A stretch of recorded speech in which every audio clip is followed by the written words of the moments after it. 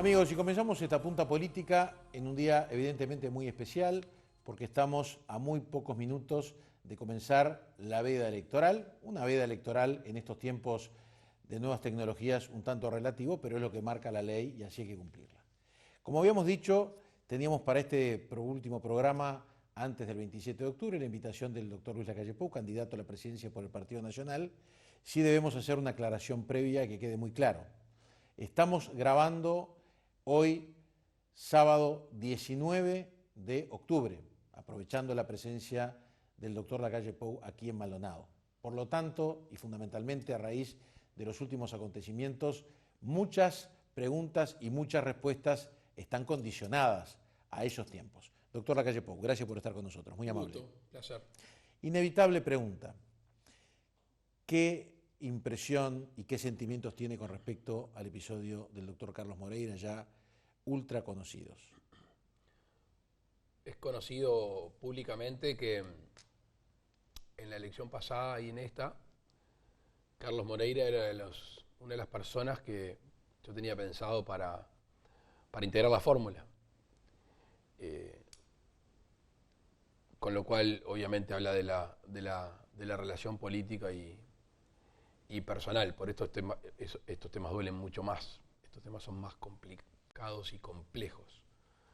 Sin perjuicio de eso, yo he dicho más de una vez que si queremos ser firmes con los ajenos, tenemos que ser más firmes con los propios. En estos momentos la Comisión de Ética del Partido Nacional está reunida. Ayer le enviamos, enseguida que yo hablé con él, hablé con el doctor Larrañaga, con Beatriz Argimón, le enviamos los hechos a la Comisión de Ética.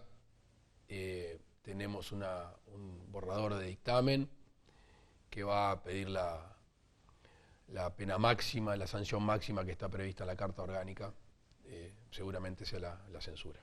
¿Qué significa la censura de un integrante, de un afiliado al Partido Nacional? Los derechos partidarios, que no los puede utilizar, que no puede ser candidato por el partido, y allí obviamente se abre todo un tema de las listas al Senado que están impresas, así que bueno, va a haber una acción seguramente, ahora estoy adelantándome porque no sé qué va a resolver el directorio, o sea, la Comisión de Ética asesora. Recomienda una censura. Ahí está, recomienda una censura, veremos qué dice el directorio, pero estamos en tiempo real, o sea, en las próximas horas va a suceder eso. ¿Usted espera una actitud del doctor Carlos Moreira en función de esa censura que le recomienda la Comisión de Ética al directorio y que seguramente el directorio va a recoger? Esto puede llevar al doctor Moreira a tomar una decisión personal antes de que tome el directorio una resolución más drástica? La salida va a ser una, no sé cuál va a ser el camino, pero la salida es una, que es una decisión drástica. Está claro que el doctor Carlos Moreira, de ser electo senador, no va a asumir por el Partido Nacional. Está claro si es que el directorio estima pertinente lo que dice la Comisión de Ética. ¿Y cuál es la posición del candidato a la presidencia del Partido Nacional? Es esa, la mía personal es esa. Que no sea candidato. Exactamente. Que no asuma la banca. Efectivamente. Doctor Lacalle Pou, usted el otro día hablaba en ADM, hablando ahora sí de los temas que realmente importan a la gente, porque la gente está pensando en el bienestar, ¿no? En cómo le va a cambiar la vida o cómo le puede cambiar la vida a partir del próximo 1 de marzo del 2020 con un nuevo gobierno. Y usted habló de un sueño a partir del 2020, que Beatriz Argimón fue la mejor compañera de fórmula y que luego de las internas limamos las asperezas y nos abocamos al programa que es la hoja de ruta. Este programa, la hoja de ruta, como tenemos los demás programas, que seguramente por primera vez, dicen que los programas no se leen, pero algunos candidatos, y en su caso, nos hizo leer a todos. Pues, bueno, si usted lo lee, bueno, hay que estar pronto por si alguien pregunta sobre los programas. ¿Qué significa que este programa sea la hoja de ruta? Significa primero una obligación para con los uruguayos, decirles a esto tienen que atenerse si el Partido Nacional le toca encabezar un gobierno. Es el compromiso que uno asume. Yo siempre pido, bueno, si no lo quieren leer, no lo lean, pero guárdenlo, ténganlo a mano, porque después podrán ver si lo que dijimos en campaña, lo que asumimos con la palabra y escrito, lo hicimos. Me parece que es una forma de evaluar los compromisos electorales. Yo siempre digo en los actos que la campaña electoral no es solo el obstáculo que tenemos para llegar al gobierno, sino además una preparación para gobernar. Con lo cual tiene que haber una relación espejo entre la campaña y el gobierno. Yo en la campaña no puedo, no debo, no se me permite decir cosas que sé que no voy a poder hacer en el gobierno. Porque, entre otras cosas, la crisis más grande que tiene el país es una crisis de confianza. Y si uno utiliza la mentira o el engaño para llegar al gobierno sabiendo que después no lo vas a poder hacer, en realidad vas a erosionar más la confianza. En la economía, que es uno de los temas que seguramente hablemos después, uno se piensa que son números, gráficas, fórmulas. El componente esencial de la economía es la confianza. Usted el otro día habló de 3 ítems en ADM frente a los empresarios, estamos hablando hace muy pocos días. Generar confianza, ordenar la casa y reglas claras y rumbos ciertos. ¿Qué significa estos 3 pilares? Bueno, la confianza sugiere que cualquier individuo, si no confía en su gobierno, si no confía en el futuro del país, no va a tomar riesgos, se va a forzar. Entonces hay varios elementos, es la coherencia y la verdad. Sobre la coherencia y sobre la verdad es que se construye la confianza. Y cuando la confianza se va construyendo, que es a futuro, no es al pasado, es una confianza a futuro, ahí se desparrama la esperanza. Hay un libro de Harari, Homo Sapiens, que es un estudioso de la historia desde el punto de vista de las reacciones humanas, por eso a mí me gusta tanto. Y el hombre ve que en un momento se dispara la economía. Y cuando se dispara la economía, va a hurgar en la historia de por qué se dispara la economía. Y se dispara porque surge el crédito.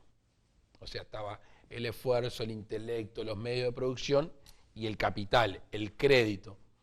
Y no se queda contento con eso. Y dice, ¿por qué surge el crédito? Porque el ser humano, en un momento de su historia, empezó a pensar de que el futuro va a ser mejor que el presente. Y en ese hecho aislado está gran parte del desarrollo de la sociedad. Si cualquier emprendedor, vamos a hablar de la temporada turística, piensa que la temporada turística no va a ser buena, se retrae. Si piensa por determinadas situaciones regionales, nacionales, de que va a haber una buena temporada turística, ¿qué hace? Invierte.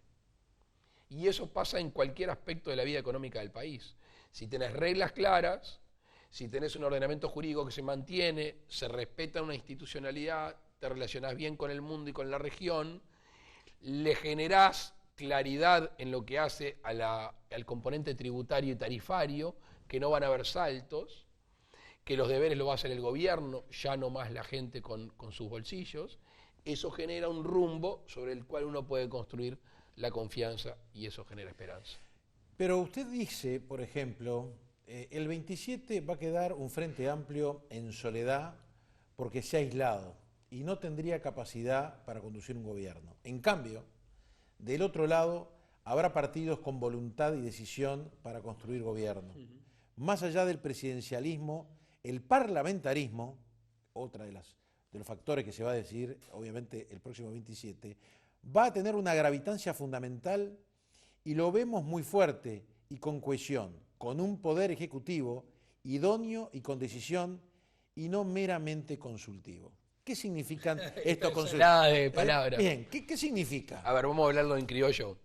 La Constitución de la República dice que somos un presidencialismo atenuado o un semipresidencialismo, con lo cual entre los poderes está más volcada la decisión de un ejecutivo, que hace mucho a la realidad del mundo, a una necesidad de urgencia, de ejecutar, de hacer y no tanto de hablar. La realidad política, lo que tú decías, el 27 de octubre va a marcar el Frente Amplio solo, aislado, incapaz de tender puentes y formar gobierno con otros partidos, porque es lo que ha sembrado en estos años. Y del otro lado, una mayoría multicolor en la Cámara de Senadores y en la Cámara de Diputados, que es tierra fértil, no asegura, es tierra fértil para un acuerdo de gobierno. El acuerdo de gobierno está cimentado en algunos de estos programas que tú tenés acá. Los hemos leído, los hemos comparado, hay coincidencias. Entonces, Poder legislativo, una mayoría multicolor. Coincidencias programáticas, o sea, sobre lo que hay que hacer. Relaciones interpersonales, que son fundamentales en todo esto, que yo las he cuidado con los otros 4 candidatos de oposición que pueden ser gobierno. Ahí el Parlamento es el que sostiene, el que le da espalda al gobierno, que tiene que tener un correlato con este Parlamento. Y este Poder Ejecutivo tiene que ser un Poder Ejecutivo con decisión política. Si uno pudiera tener decisión política y técnica de la mano, es lo que se necesita. Lo que puede llegar a pasar es que esa decisión política tenga los segundos cuadros, tenga los subsecretarios, tenga los directores generales con más capacidad técnica. ¿Por qué? Porque es fundamental las urgencias. O sea, nosotros no podemos tener un Poder Ejecutivo y decir, bueno, vamos a decidir esto. ¿Te puedo contestar la semana que viene? No. Tiene que ser un Poder Ejecutivo y diga, sí, pero aparte sí, o sea, y pongo mi prestigio, pongo mi nombre, pongo mi partido al sostén de esa medida urgente. ¿Que lo respalda quién? El Parlamento. Bien, ahora usted dice el Frente Amplio quedará aislado, en soledad. Sí. Hoy justamente el candidato del oficialismo, el ingeniero Martínez, dice, espero contar con los votos de Manini Ríos en el balotaje. Manini Ríos, Cabildo Abierto, que es un nuevo partido que entra en la escena y que evidentemente todo hace indicar que estará sentado en la mesa ocupando un lugar muy importante por el caudal electoral que hoy indican las encuestas. El candidato del Frente Amplio y el Frente Amplio se están dando cuenta de que están solos. El tema es que no se hace un día para el otro. No alcanza con esta declaración. Porque además tiene a todo el Frente Amplio dándole como quien lava y no tuerce a Manini Ríos. O sea, es una actitud bipolar del Frente Amplio. Insisto, no se hace un día para el otro. Esto es por conveniencia clara, neta. Así como le tiran algún centro al Partido Colorado. Conveniencia clara, neta. ¿Qué se hizo en estos años? ¿Se construyó algún espacio común? ¿Se construyó integralidad en las políticas? ¿Se construyó cercanía y tomar ideas de los otros partidos? No. Se construyó soberbia y se amparó en la mayoría. La mayoría absoluta fue escudo para la soberbia del gobierno. De este lado, ¿qué pasó? En acciones parlamentarias, en acciones de las comisiones investigadoras, en acciones programáticas, en el che y vos diario, en la relación diaria. Yo tengo la suerte, por distintas razones, de tener una muy buena relación con Pablo Mieres, con Ernesto Talvi, con Guido Manini y con Edgardo Novik, por distintas razones. Fueron construidos distintos. Con Ernesto Talvi en el 2012, 2013 fui a Ceres a encontrarme con él, a escucharlo, a entenderlo. Hemos generado una relación personal buena. Con Pablo Mieres, después de años en el Parlamento, tengo una muy buena relación de respeto y he tenido instancias muy importantes con él. Con Edgardo Novik, cuando empieza con su intención de ser candidato, recuerdo un día que fuimos mano a mano, aquí en Maldonado, a consultar a un asesor en política a ver qué chance podía tener un candidato en ese sentido. Y no era mi candidato era otro, o iba a ser otro, pero darle una mano. Y con Guido Manini tengo una relación bastante particular. Su señora, Irene, que cumplimos el mismo día año, fue edil nuestra muchos años. Roque Moreira, su suegro, presidente de la Departamental Nacionalista, muy amigo de mi familia. Y con Guido Manini, cuando era el comandante jefe de las Fuerzas Armadas, y antes cuando estuvo en Sanidad Militar, teníamos un muy buen vínculo profesional, ¿no? Yo como dirigente político y él como militar.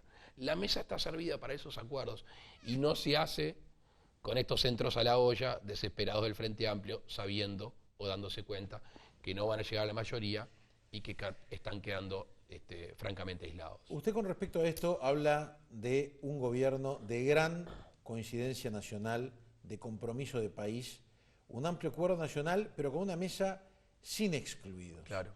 Usted acá habla de el Partido Independiente, de Cabildo Abierto, obviamente del Partido Colorado, pero no habla, por ejemplo, de otros partidos, incluso de la izquierda, del Frente Amplio. En esa voluntad usted de ser la persona que, como dice, quiero ejercer la autoridad desde el primer día, ¿usted considera que existe la posibilidad de que en la eventualidad de un gobierno presidido por usted, el Frente Amplio también se integre a un posible gabinete? ¿Poder Ejecutivo? Sí. No hay chance. ¿Por qué razón? Y porque los programas son totalmente distintos. Porque la historia reciente es totalmente distinta. Porque los que están aplicando va a contramano de lo que nosotros pensamos y sentimos. Primer medida del Poder Ejecutivo. ¿Qué hacemos con Venezuela? Bueno, el Partido Nacional y sus socios entienden que es una dictadura. ¿Qué hace el ministro del Frente? Dice, perdón, me tengo que ir. Es clarísimo. Y así podríamos seguir medida tras medida tras medida. Entonces, es muy difícil. Sí creo que el Frente Amplio debe de integrar los organismos de contralor, los entes autónomos, servicios descentralizados, el servicio de la educación. Sí creo que hay que dar la coparticipación en las empresas públicas, naturalmente, para que se colabore con la gestión o para que se controle. Bien. Vamos a la pausa. Perdón, una cosita más. Sí. Tengo muy buen vínculo personal con César Vega, del PERI. Obviamente yo tengo una sensibilidad ambiental no radical e intransigente como lo dice el propio nombre de su partido. Seguramente en algunos temas ambientales estemos de acuerdo, lo que pasa es que ellos ya han declarado públicamente de que van a votar nulo y que le da igual quién gane y no están con intenciones de conformar ni de integrar ningún poder ejecutivo ni el gobierno. Bien. Usted decía, sentimos orfandad en el ejercicio de la autoridad. Y creo que con esa frase, y además con los acontecimientos de los últimos días, me gustaría comenzar el segundo bloque dentro de instantes con el doctor Luis Lacalle Pou, candidato a la presidencia por el Partido Nacional, a pocos minutos de comenzar la veda electoral con miras al próximo domingo.